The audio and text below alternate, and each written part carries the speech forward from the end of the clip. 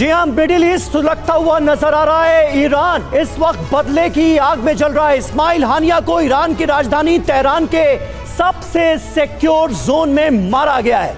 ऐसे में अब ईरान आने वाले वक्त में करेगा क्या, क्योंकि इजराइल पर हमले के आदेश ईरान के सुप्रीम लीडर खामनेई की तरफ से जारी कर दिए गए हैं। तमाम अहम समीकरण जो बनते बिगड़ते नजर आ रहे हैं, उन पर हमारी नजर बनी हुई है। मैदान जंग से लगातार हर अपडेट हम आप तक पहुंचा रहे हैं और टीवी 9 भारतवर्ष पर मिडिल ईस्ट वॉर कॉन्क्लेव लगातार जारी है। आपके साथ मैं हूं समीर अब्बास, मेरे साथ प्रतिमा मिश्रा भी जुड़ चुकी हैं।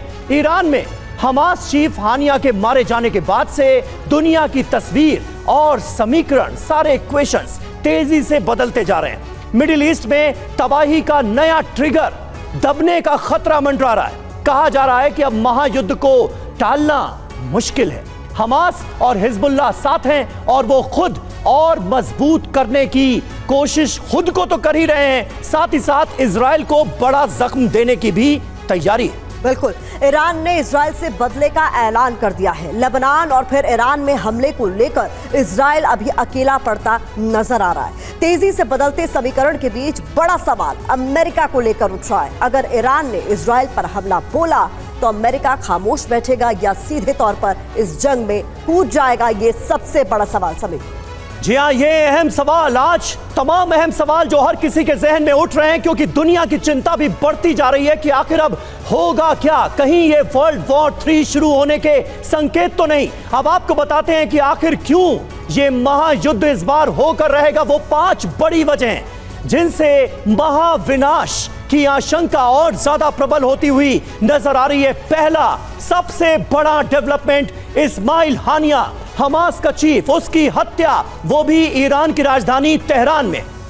सीधे सीधे सीज फायर का रास्ता बंद होता हुआ नजर आ रहा है। तेहरान में इस हमले को अंजाम दिया गया है, इसलिए ईरान की साख, उसकी आन बान शान पर भी ये बहुत करारी चोट है। ईरानी अफसर को मारा गया है, इसलिए आत्मसम्मान पर भी ईरान के लगी है चोट। और 2 और वजह आपके सामने हम रख रहे हैं। देखिए, कमांडर फौद को मारा, हिजबुल्लाह पलटवार करेगा ये माना जा रहा है इस हमले के बाद। और इसके अलावा हमास का फिलिस्तीन आंदोलन अब अस्तित्व की लड़ाई पर ये कुल मिलाकर बनाया, सब कुछ अस्तित्व बचाना है तो उसके लिए लड़ना होगा। ऐसे में माना जा रहा है कि युद्ध अब और बड़ा होने वाला है। और इस वक्त की सबसे बड़ी खबर आपके सामने, पेंटागन की रिपोर्ट से बहुत बड़ा खुलासा हुआ है। 72 घंटे के अंदर इजराइल पर बड़े हमले को लेकर ये जानकारी सामने आ रही है, जहां ईरान और उसके प्रॉक्सी कोई बड़ा हमला कर सकते हैं। ऐसे में अगले 72 घंटे बहुत ज्यादा क्रूशियल माने जा रहे हैं।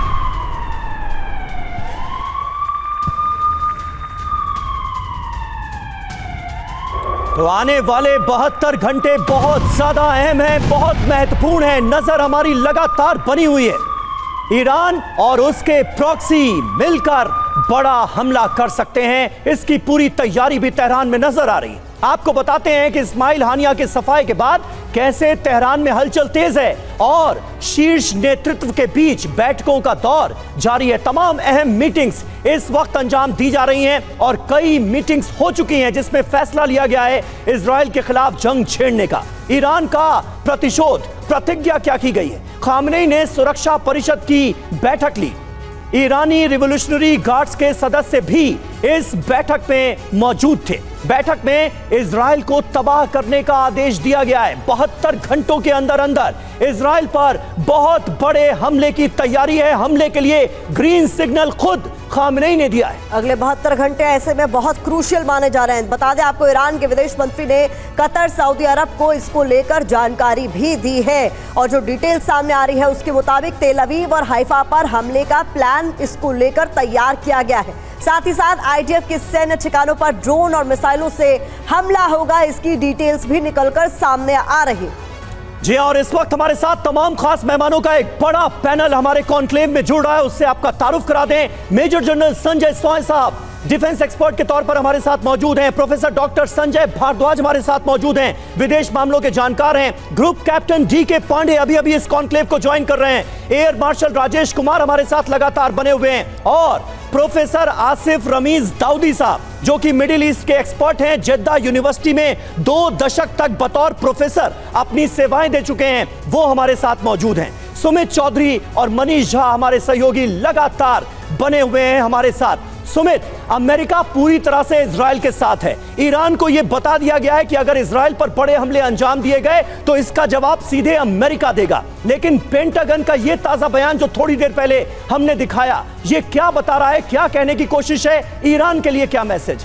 देखिए, ईरान के लिए मैसेज हो, पूरी दुनिया के लिए या फिर इजराइल के लिए मैसेज है कि जितने नेगोशिएशन की बातचीत करने के चैनल थे वो लगभग सारे फेल हो चुके हैं। यहाँ तक कि इजिप्ट, कतर, सबकी मदद ली जा चुकी है, लेकिन ईरान ये मन बना चुका है कि वो रिटालिएट करेगा। ईरान की तरफ से साफ तौर पर कह दिया गया है कि अब ये हमारा राइट बनता है, ये हमारा नेचुरल रिस्पॉन्स बनता है, क्योंकि हमारे इलाके में हमारी राष्ट्रपति की सेरेमनी में आए हुए गेस्ट को टारगेट किया गया। निश्चित तौर पर हम रिस्पॉन्स करेंगे ही करेंगे। और इसी वजह से देखिए कि अब अमेरिका ने लगातार इजराइल की मदद के लिए और साजो सामान भेजना शुरू कर दिया है। बेरशेफ के हमने अंदर देखा कि कैसे लगातार एक बड़ा कार्गो भेजा गया है, हथियारों का जखीरा भेजा गया है, 12 से ज्यादा वॉरशिप डिप्लॉय कर दिए गए हैं नए, खासतौर पर एडिशनल फोर्स की तौर के ऊपर मिडिल ईस्ट के अंदर। तो निश्चित तौर पर यह एक तरीके की स्ट्रैटेजी है अमेरिका की, अगर कि बाहर के जो आप कह सकते हैं कि शील्ड या फिर एक तरीके का एक कवर इजराइल को प्रोवाइड किया जाएगा अमेरिका ब्रिटेन द्वारा, लेकिन अंदर के इलाकों के अंदर यानी हिजबुल्लाह और हमास के खिलाफ इजराइल को ही लड़ना पड़ेगा। उसके लिए भी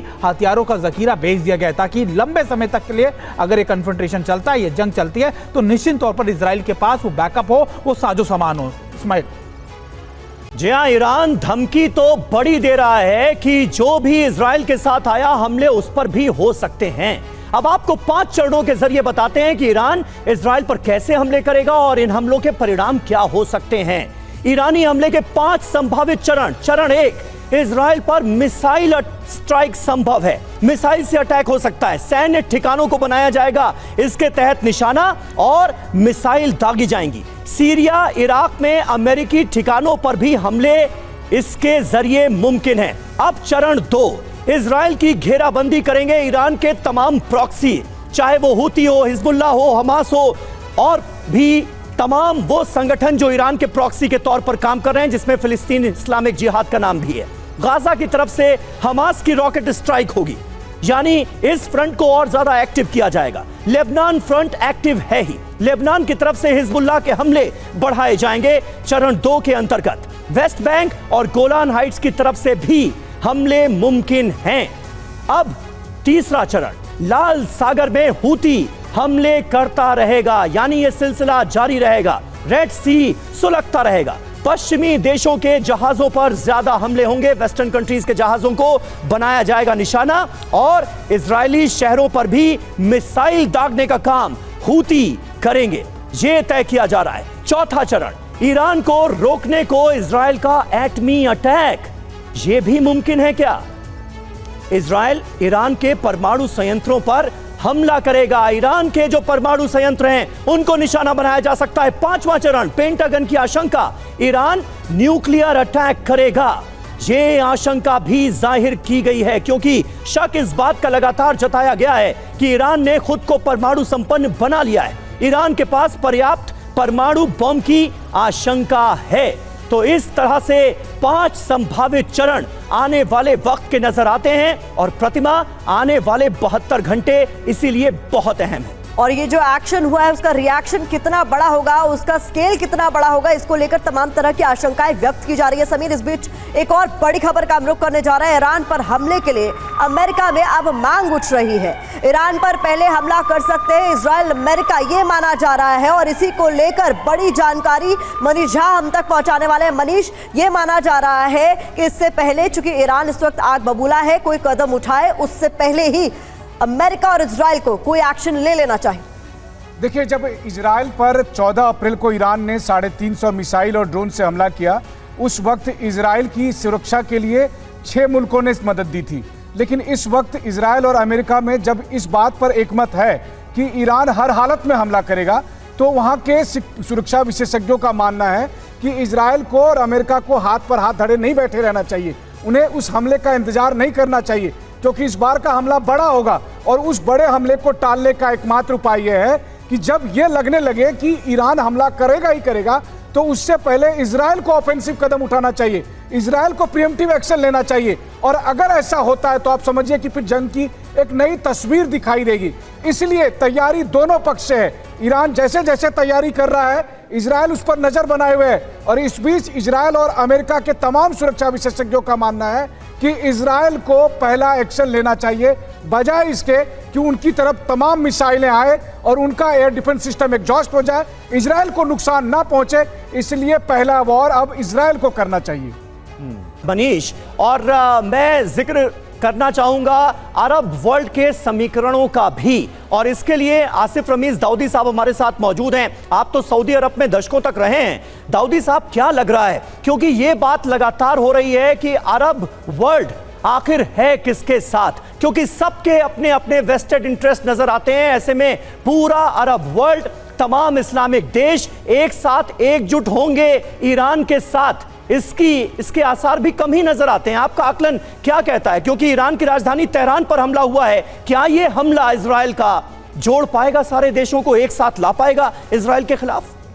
समीर भाई, सबसे पहले मैं बताऊं कि ये जो हमला हुआ है ज़ाहिर है ईरान के तेहरान के अंदर, ये एक बहुत बड़ी डेवलपमेंट है। और आप जो कह रहे हैं कि क्या अरब वर्ल्ड को ये इकट्ठा कर सकता है कि नहीं, ये ज़माने से ये चीज़ें आ रही हैं सामने, लेकिन अभी जो मैंने देखी है उस रीजन में रहते हुए चीज़ों को जो समझी है, मुझे लगता है कि किसी थर्ड वर्ल्ड वॉर या वैसा कोई बहुत बड़ा रिएक्शन दूसरे अरब वर्ल्ड की तरफ से देखने को अभी नहीं मिल सकता। लेकिन चूँकि एक किसी भी कंट्री की सोवरेंटी पे अगर बात आती है, जब वहाँ आप कुछ इस तरह के ऑपरेशंस करते हैं तो उस वक्त एक रीज़न मिलता है लोगों को सपोर्ट करने का। आप देखें कि किस तरह से इजराइल अभी चुप्पी साधे हुए है, क्योंकि आपने देखा होगा कि 6 महीने पहले आईसीजे की तरफ से भी और अलग अलग, चाहे यूनाइटेड नेशंस की बात करें या जितनी भी बड़ी कम्युनिटीज़ इंटरनेशनल फोरम्स पे, ये कहा जा रहा है कि इजराइल ने लगातार वायलेशंस करी हैं कई वॉर से रिलेटेड मुद्दों पे। और जब हम कहते हैं कि इंटरनेशनल लॉज को अगर नहीं फॉलो करना, तो वो एक बड़ी बात थी। लेकिन आज जो ये अटैक या के ऑपरेशन करके वहाँ पे इस्माइल की जो एक मृत्यु हुई है, वो एक बड़ी चीज़ उस रीजन के लिए है जो रीजनल पीस और सिक्योरिटी पे बहुत बड़ा एक ख़तरा है। लेकिन चूँकि मुझे लगता है कि वो जो दूसरे ममालिक जिसका आप जिक्र कर रहे हैं, आप देखें चाहे आप यूएई की बात करें, सऊदी की बात करें, बहरीन, ये तमाम जो ऐसे कंट्रीज़ हैं जो आज कई सालों से एक डायरेक्शन में चल रहे हैं और उनका डायरेक्शन है एक विजन और प्रोग्रेस की तरफ, वो वॉर्स नहीं चाहते। और वैसे में अगर ये सिचुएशन जो आज बन गई है, तो क्या अब देखते हैं कि चाइना, अभी हमने बीच में देखा कि कैसे बीजिंग डिक्लेरेशन हुआ, ये लग रहा था कि डिप्लोमेसी और डायलॉग की बात होगी और शायद सीज फायर हो जाए या चाइना इस तरह से कामयाब हो जाए जैसे उसने सऊदी और ईरान को इकट्ठा किया, अब मिला दिया, तो क्या ये कर सकते। लेकिन ये इतना बड़ा डेवलपमेंट अचानक से जब आ गया है तो ये एक बहुत बड़ी बात होगी। इसलिए मुझे लगता है पहले ये मंथन की जाएगी, इनको बहुत बड़ी स्ट्रेटेजी बनानी पड़ेगी, तब जाके ये करना होगा। लेकिन वॉर की और जो आप कह रहे हैं उस पर मुझे लगता है यहाँ हर कोई अग्री भी करेगा कि हालात अचानक से बदल गए इस पूरे रीजन में, इसीलिए इस पर चर्चा हो रही है कि आगे होगा क्या। देखिए, इस बीच हानिया को अंतिम विदाई की तस्वीरें भी सामने आ रही हैं जो स्क्रीन पर आपके सामने हम रखने जा रहे हैं। बता दें आपको, तेहरान यूनिवर्सिटी में हानिया का शव रखा गया है। ईरान ने हानिया को शहीद का दर्जा भी दिया है। तो इस्माइल हानिया का शव आपको बता दें तेहरान यूनिवर्सिटी में रखा गया है और ये तस्वीरें सीधे वहीं से। इजराइल पर ईरानी हमले की आशंका को देखते हुए अमेरिका ने अपने नागरिकों के लिए एडवाइजरी जारी कर दी है। बता दें आपको, लेबनान की यात्रा को लेकर अपने नागरिकों को, अपने सिटीजन्स को ये एडवाइजरी अमेरिका की ओर से जारी की गई है। लेबनान की यात्रा से पहले दोबारा सोचें, यह अमेरिका की ओर से कहा गया। युद्ध के और भड़कने की आशंका भी इस बीच व्यक्त की गई। और देखिए, एक और अहम खबर, हमास चीफ इस्माइल हानिया की हत्या का बदला लेने की तैयारी में जुटा ईरान। ईरान ने आज के लिए कई तरह की उड़ानें रद्द की। सैन्य तैयारियों को लेकर तेहरान में कुछ उड़ानों को रद्द किया गया है, कुछ फ्लाइट्स कैंसिल करने की खबर सामने आ रही है। इससे पहले हमने आपको बताया था कि किस तरह से अब इजराइल ने अपना एयर स्पेस बंद किया है। बड़े हमलों के लिए खुद को तैयार करता हुआ इजराइल भी नजर आ रहा है और ईरान में भी बड़े डेवलपमेंट्स हो रहे हैं। आपको ये भी बता दें कि ईरान इस्माइल हानिया की हत्या का बदला लेने के लिए बेचैन है। ईरान के जंगी ऐलान के बाद कई मोर्चों पर हलचल बढ़ती हुई नजर आ रही है। ईरान के कुछ उड़ानों को सस्पेंड करने की घोषणा कर दी गई है। ईरान ने उड़ानों पर रोक को लेकर क्या कुछ घोषणा की है, ये समझना, ये जानना भी आपके लिए जरूरी है। आपको बता दें कि 72 घंटे में चूंकि बदले की तैयारी ऐसा माना जा रहा है कि पूरी कर ली जाएगी, ऐसे में मिलिट्री एक्शन को लेकर आज के लिए कई उड़ानों को सस्पेंड कर दिया गया है। जानकारी के मुताबिक तेहरान में सभी हल्के विमान और मानव रहित उड़ानें सस्पेंड कर दी गई है। इसके अलावा सैन्य गतिविधियों को लेकर उड़ानों पर रोक का नोटिस जारी किया गया है। उड़ानों को सस्पेंड करने को लेकर कई तरह के कयास भी लगाए जा रहे हैं। इस बीच इजरायल के खिलाफ बहुत बड़ी जंगी तैयारी की आशंका लगातार बढ़ती हुई नजर आ रही है। पांडे सर, मैं आपका रुख करना चाहूंगी, जिस तरीके के हालात इस पूरे रीजन में बने हुए हैं और माना जा रहा है कि अगले ये 72 आवर्स 72 घंटे बहुत ज्यादा क्रूशियल, क्या होता हुआ आप देख रहे हैं? देखिए, निश्चित रूप से ये एक सॉवरेनिटी वायलेशन का जो है केस बनाया जा रहा है और ये कहा जा रहा है कि भाई हमारे मुल्क की सॉवरेनिटी पर यह अटैक हुआ है, ईरान जैसा कह रहा है। लेकिन ये मज़ेदार चीज़ ये देखने की है कि क्या 1400 किलोमीटर दूर इस प्रकार से ऊपर अटैक किया गया, हानि को ख़त्म किया गया, तो ये बताता है कि इजराइल की जो कैपेबिलिटी है वो काफ़ी कुछ है। सबसे महत्वपूर्ण बात जो है कि ये मौका है इजराइल के पास अटैक और आगे बढ़ा के जो ईरान के न्यूक्लियर एसेट्स हैं उन पर वो टारगेट कर सकें। तो अगर, और ईरान में जानता है कि ऐसी चीज़ें हो सकती हैं, तो न्यूक्लियर अटैक की संभावना मुझे बहुत ही कम लगती है। जहाँ तक ये बात रही कि इजराइल के तैयारियों की और ईरान के तैयारियों की, तो दोनों मुल्क निश्चित रूप से अगले 2-3 दिनों तक ये रहेगा, पोस्टिंग रहेगी, क्योंकि आइडियोलॉजिकली जो है वहाँ के जो मुल्क हैं, आसपास के जो पड़ोसी देश हैं इजराइल के, वो एक साथ नहीं हैं, उनके बीच में काफ़ी अंडर करेंट्स हैं। तो सबको साथों एक साथ आना और आयरन डोम जैसे एयर डिफेंस सिस्टम को सैचुरेट करना लगभग जिसकी संभावना बहुत कम नज़र आती है। देखना होगा कि क्या मिसाइल अटैक जो कि ध्यान ऑपरेशन जो प्रूडेंट क्रूज किया गया था, उसके बाद 300 ही मिसाइल्स आई थी, उसको हो सकता है उसकी संख्या बढ़ा दी जाए, लेकिन बहुत वृहद स्तर पर, बहुत लार्ज स्केल पर अटैक होंगे, इसकी संभावना थोड़ा कम लगती है। फुल वॉर की संभावना जिसे कहा जाता है कि वो कम नजर आती है, क्योंकि इनके सभी देश जो आसपास के हैं उनके बीच में अभी तक लिंक नहीं हो पाया है। जब तक ये देश आपस में एक साथ बैठकर ये तय नहीं करते कि अटैक करना है, मुश्किल है कि इस प्रकार का हमला जिसका की उम्मीद की जा रही है, मीडिया में जिसकी चर्चा हो रही है, वो हो। देखना ये होगा, ठीक है, बिल्कुल देखना होगा कि ये हमले होते हैं या नहीं। और इस वक्त की बड़ी खबर आपको बता दें, ईरान की बदले की तैयारी के बीच मिडिल ईस्ट में भी हलचल बढ़ती हुई नजर आ रही है। इजराइल विरोधी ईरान के साथ आ सकते हैं। हानिया की हत्या पर तुर्की और जॉर्डन ने भी तीखी प्रतिक्रिया दी है। हमास, हिजबुल्लाह और हुती तालमेल बढ़ा सकते हैं, ऐसा माना जा रहा है। इजराइल के लिए कई फ्रंट पर अब चुनौती आने वाले दिनों में बढ़ सकती है।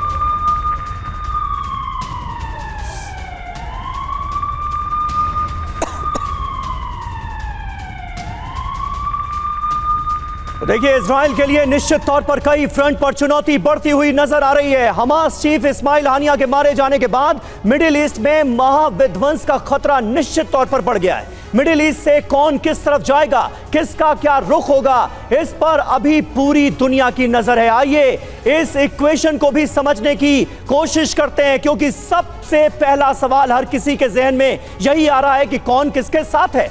ईरान मुस्लिम देशों को एकजुट करेगा और करेगा नहीं, ये कोशिशें शुरू हो चुकी हैं। गाजा, हमास खुद को और ज्यादा ताकतवर बनाने की कोशिश करेगा। हालांकि हानिया की मौत के बाद हमास के लड़ाकों के हौसले पस्त हैं। लेबनान, हिजबुल्लाह और ज्यादा आक्रामक होगा लेबनान फ्रंट पर, इसके पूरे आसार हैं। यमन का फ्रंट, हिजबुल्लाह हमास को हुती पूरी तरह से मदद करेगा, यानी रेड सी का ये पूरा इलाका भी सुलगेगा। सीरिया, ISIS लड़ाके भेज सकता है, इसके भी आसार बन गए हैं। कतर, ईरान का सिर्फ बयानों से समर्थन करता दिखेगा। कतर में ही सुपुर्दे खाक किया जाना है इस्माइल हानिया को। इसके अलावा मिस्र, फिलिस्तीन के साथ सीधी जंग में मुश्किल साफ तौर पर नजर आता है कि ऐसा शायद ही हो। जंग का विस्तार हुआ तो सक्रिय होगा जॉर्डन भी, इसमें शक नहीं है। इजराइल के लिए निश्चित तौर पर यह चुनौती बहुत बड़ी है। कई फ्रंट पर लड़ने का चैलेंज इजराइल के सामने है, क्योंकि तमाम फ्रंट्स इजराइल के लिए खोल दिए हैं ईरान ने, ऐसा लगता है। तुर्की का रुख, इजराइल से सीधी जंग संभव है, क्योंकि तुर्की ने याद दिलाया है इजराइल को किसकी, काराबाग की, लीबिया की। और उधर से यह कहा जा रहा है इजराइल की तरफ से कि सद्दाम हुसैन का क्या हश्र हुआ, आप भूल गए क्या। हमारे साथ इस वक्त तमाम खास मेहमान मौजूद हैं। संजय भारद्वाज जी, किस तरह से आप देखते हैं तुर्की के रुख को, क्योंकि तुर्की एक नाटो कंट्री भी है और वो ईरान के साथ खड़ा हुआ भी नजर आ रहा है, इजराइल के खिलाफ भी नजर आ रहा है, यानी बाकी नाटो मुल्कों से उसका रुख अलग है। बिल्कुल, देखिए समीर, आपने जो गणित बताया बिल्कुल सही है कि जहाँ पर इजराइल और मिडिल ईस्ट के बाकी देश हैं, चाहे तुर्की है, चाहे जॉर्डन है, यमन है, इनका इजराइल से निश्चित रूप से, क्योंकि जो मुद्दा है वो दूसरा मुद्दा है, वो द्विराष्ट्र का मुद्दा है, उसमें फ़लस्तीन के कोज की बात की जाती है, इस्लाम के कोज की बात की जाती है। लेकिन दो फैक्टर बहुत महत्वपूर्ण हैं जब आप सीधे कन्फ्रंटेशन की बात आती है, पहले अमेरिका और दूसरा यूरोप, जिसमें अमेरिका और यूरोप को देखते हैं तो नाटो को भी देखते हैं। उसमें तुर्की के बहुत ही डीप सिक्योरिटी और इकोनॉमिक इंटरेस्ट यूरोप के साथ जुड़े हुए हैं, अमेरिका के साथ जुड़े हुए हैं। मुझे नहीं लगता कि सीधा कन्फ्रंटेशन में तुर्की इजराइल के खिलाफ लड़ेगा, क्योंकि इजराइल को जो पूरा समर्थन है, जो सपोर्ट है, चाहे वो इनडायरेक्ट सपोर्ट हो, क्योंकि एक स्ट्रॉन्ग लॉबी इजराइल की अमेरिका में है, तो निश्चित रूप से कन्फ्रंटेशन नहीं होगा इजराइल के साथ में, सीधा नहीं होगा, क्योंकि वहाँ पर अमेरिका और यूरोप फैक्टर होंगे। दूसरा, अगर दूसरे देशों को भी देखते हैं तो आप ये बात देखिए कि यूरोप के देश हैं या अमेरिका के बेसिस हैं, इराक में भी हैं, अमेरिका की लड़ाई टेररिज्म के खिलाफ भी है, अमेरिका का स्ट्रॉन्ग एक नेक्सस है सऊदी अरबिया के साथ में। तो क्या ये ईरान इसको तोड़ पाएगा? क्या ईरान मिडिल ईस्ट सिक्योरिटी की बात कर पाएगा? ये बड़े सवाल हैं जो कि ईरान जवाब नहीं दे सकता, ईरान पे विश्वास नहीं किया जा सकता। एक न्यूक्लियर थ्रेट की वजह से ही सऊदी अरबिया कॉन्शियस होके एक वेस्टर्न सिक्योरिटी, अमेरिकन सिक्योरिटी एक मिडिल ईस्ट में तैयार की गई थी। तो ये जो सारा इक्वेशन देखते हैं, अब इसमें बात आती है कि चीन और रशिया, क्योंकि चीन बहुत स्ट्रांगली यहाँ पे काम कर रहा है, सऊदी अरबिया और ईरान के बीच में नेगोशिएशन की बात कही, हमास और जो बाकी फ़लस्तीन में जो संगठन थे उनको एकजुट करने की बात कही। लेकिन चीन कितना इस कोज को सर्व कर पाएगा, यूनाइटेड कर पाएगा, ईरान की भाषा में भाषा मिला पाएगा, वो चीन के अपने इंटरेस्ट भी आप ये साउथ चाइना सी में या बाकी इंडो पैसिफिक रीजन में इफेक्ट करते हैं। वहीं पर रशिया की बात आती है तो रशिया का एक जंग अलग छड़ा हुआ है, जिसमें यूक्रेन रशिया जो कॉन्फ्लिक्ट हो रहा है उसमें यूरोपियन कंट्रीज खड़े हुए हैं। तो वहां पे रशिया कितना मिडिल ईस्ट में एक नया फ्रंट खोल पाएगा? ये सारे जो इक्वेशन देखते हुए मुझे लगता है कि बहुत बड़ा कन्फ्रंटेशन इजराइल के खिलाफ नहीं होगा, एक बहुत बड़ा मोर्चाबंदी नहीं होगी। ये जो वॉर चल रहा है, और इसमें आप चाइना और रशिया दोनों के ही रोल को अहम मान भी रहे हैं। लेकिन इस बीच देखिए, बड़ी खबर का हमें रुख करना होगा, जहां हमास चीफ हानिया के मारे जाने के विरोध में अब वेस्ट बैंक के जनीन में विरोध मार्च निकाला गया है। प्रदर्शनकारियों ने इजराइल के खिलाफ यहां नारेबाजी की है।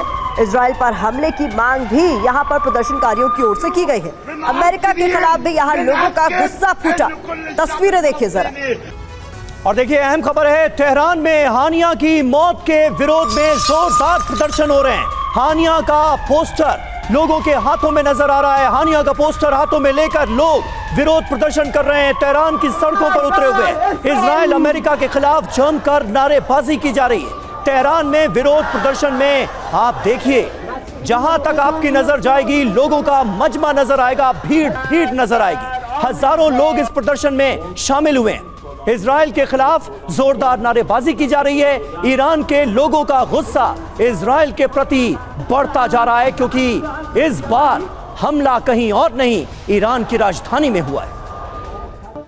और इस बीच हमास चीफ हानिया पर एक और बड़ी जानकारी निकलकर सामने आ रही है। कतर में भी इजराइल की रेंज में था हानिया। कतर में इजराइल ने हानिया को नहीं मारा और खुफिया इनपुट लोकेशन होने के बाद भी इंतजार किया और हमला तेहरान में किया। इस वक्त की ये बड़ी खबर आपके सामने, जहां कतर को लेकर डिटेल सामने आ रही है कि कतर में भी इजराइल की रेंज में था हानिया, यानी उस पर हमला संभव था, लेकिन ऐसा नहीं किया गया।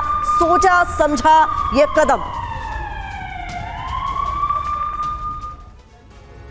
जी हां, सालों से इस्माइल हानिया को ट्रैक किया जा रहा था इजराइल की तरफ से, लेकिन मारा गया ईरान की राजधानी तेहरान में। हानिया को ईरान में क्यों मारा गया, ये आप जानिए। हानिया लंबे वक्त से दोहा में रह रहा था, कतर की राजधानी में। इजराइल पर लगातार हमले हो रहे थे। मोसाद के पास हानिया का पूरा इनपुट मौजूद था। हानिया की लोकेशन आईडीएफ के रडार पर थी। हानिया के साथ साथ पीआईजे का महासचिव भी रहता था, वो भी उसके साथ था। आईडीएफ के पास दोनों को एक साथ मारने का मौका था। आईडीएफ ने हानिया के ईरान में होने का इंतजार किया, यानी पहले इंतजार किया गया कि वो ईरान पहुंचे, ईरान में हानिया को मारकर बहुत बड़ा संदेश देना था, और इसमें कहीं ना कहीं कामयाब होता नजर आया इजराइल। ईरान बार बार इजराइल को धमकाता रहा है, लेकिन अब उसके घर पर ही हमला हुआ। बिल्कुल, घर में घुसकर हमला किया गया और सबसे बड़े दुश्मन को खुली चुनौती के तौर पर भी इसे देखा जा रहा है। अब इसका रिएक्शन किस तरीके का होगा, अब ईरान की तरफ से क्या कुछ कदम उठाए जाएंगे, इस पर सबकी नजर बनी हुई है। आपको बता देते हैं हमारे साथ बेहद खास मेहमान जुड़े हुए। संजय सोई साहब, किस तरीके से आप देखते हैं कि इनपुट भी सामने आ रहा है कि कतर में भी उसे ट्रेस कर लिया गया था, बल्कि इजराइल की रेंज में था, लेकिन चुना गया इस चीज को कि तेहरान में उस पर हमला करना है, एक बड़ा मैसेज देना। देखिए, ऐसा कि कतार में मारने का वाकई में पूरे चांसेस, मैं भी खुद सोच रहा था, क्योंकि लेकिन क्यों नहीं मारा, क्योंकि कतार एक तरह से न्यूट्रल सा देश है। बीच में कई बार इसने दोनों के बीच में शांति की भी बातचीत की है, वहाँ पर अमेरिका की बेसेस हैं और एक अमेरिका का मित्र है। तो यहाँ पर अगर कतार के ऊपर ये हमला होता तो वाकई में एक नया फ्रंट खुल जाता, और जिसके लिए अमेरिका ने शायद किसी प्रकार से परमिशन नहीं देनी थी, ना दी होगी। और ये जब नेतन्याहू वहाँ गए तो ये जो प्लान बना है कि उसको इन्वाइट आया होगा इस्माइल हानिया जो वहाँ पे ईरान में गया है, तो 2-3 मैसेज यहाँ पे क्लियर होते हैं। एक तो ईरान में जो विद्रोह भी हो रहा है वहाँ पर सरकार के खिलाफ, तो एक उनकी सरकार की भी क्रेडिबिलिटी के ऊपर आता है कि कैसी सरकार आपने चुनी है जो एक इस्माइल हानिया को नहीं बचा पा रही। तो इजराइल के अंदर, ईरान के अंदर भी एक डिवाइड आता है। और दूसरी बात यह कि ईरान एक मैसेजिंग भी है कि हम यहाँ पर आके मार सकते हैं। हमास को मैसेज है, बाकी जो गुट हैं कि तुम्हारे टॉप लीडर को हमने मार दिया। यहाँ पर ईरान क्या कर सकता है, देखिए 2-3 चीज़ें मैं फटाफट बताऊंगा। या तो जैसे पहले भी हमने डिस्कस किया, कोऑर्डिनेटेड अटैक, 7 फ्रंट से अटैक किया जैसे आपने बताया। दूसरी बात ये सॉफ्ट टारगेट्स को भी कर सकते हैं। यही कारण है कि अमेरिका और इजराइल ने अपने सब एम्बेसीज को, अपने नागरिकों को दुनिया भर में चेता कर दिया है कि इस तरह का कोई सिक्योरिटी का पूरा अरेंजमेंट रखें, किसी प्रकार की अननेसेसरी मूवमेंट ना करें। तीसरी बात है कि अमेरिका ने भी इन सब खतरों को देखते हुए अपनी बेसिस को भी स्ट्रॉन्ग कर दिया, क्योंकि अमेरिका की बेसिस पर भी हमले हो सकते हैं, इजराइल के मिलिट्री बेसिस पर और अमेरिका की बेसिस पर। यही कारण है कि अमेरिका ने एडिशनल ट्रूप्स भेजे, और अगर कोई बड़ा हमला आता है तो उसकी पूरी तैयारी की गई है जगह जगह से, चाहे वो शिप के द्वारा एयर डिफेंस सिस्टम किया जाए। बिल्कुल सही बात है, और अमेरिका और इजराइल की तैयारियां पुरजोर तरीके से सामने आ रही हैं। ईरान भी बड़े हमले की धमकी दे रहा है। इस फ्रंट पर क्या होता है आने वाले वक्त में, हमारी नजर लगातार बनी है। लेकिन एक और फ्रंट है युद्ध का, जंग का, जिसे भूलना नहीं चाहिए, और वो फ्रंट है रूस यूक्रेन वॉर का। रूस यूक्रेन मोर्चे से भी इस वक्त की एक बड़ी खबर आपको बता दें। यूक्रेन पहुंची है F-16 की पहली खेप। नेदरलैंड से यूक्रेन को F-16 फाइटर जेट मिल गए। वो खबर जिसका इंतजार यूक्रेन लंबे समय से कर रहा था, अब वो आ चुकी है। F-16 का बेड़ा पहुंच गया है यूक्रेन। मध्य पूर्व में महायुद्ध की संभावना के बीच रूस यूक्रेन युद्ध क्षेत्र में भी युद्ध होगा, और ज्यादा विध्वंसक। मनीष, ये तो इसके पूरे आसार नजर आ रहे हैं। यूक्रेन लंबे समय से इंतजार कर रहा था, और अब F-16 पहुंच गए हैं यूक्रेन। ये यूक्रेन के लिए कितना महत्वपूर्ण? देखिए, ये रूस और यूक्रेन के युद्ध के लिए निर्णायक मोड़ है, क्योंकि F-16 की एंट्री का मतलब है कि इसके बाद जो कुछ होगा उसकी कल्पना नहीं की जा सकती है। पहले से ही पुतिन, लाव्रोव और तमाम रूसी अधिकारी ये कह चुके हैं कि F-16 के आने के बाद इस युद्ध के हालात वैसे नहीं होंगे जैसे बीते 3 साल में हम देख रहे हैं। क्योंकि रूस का मानना यह है कि F-16 वो फाइटर जेट है जिसके जरिए आप परमाणु हथियार तक को ले आ सकते हैं।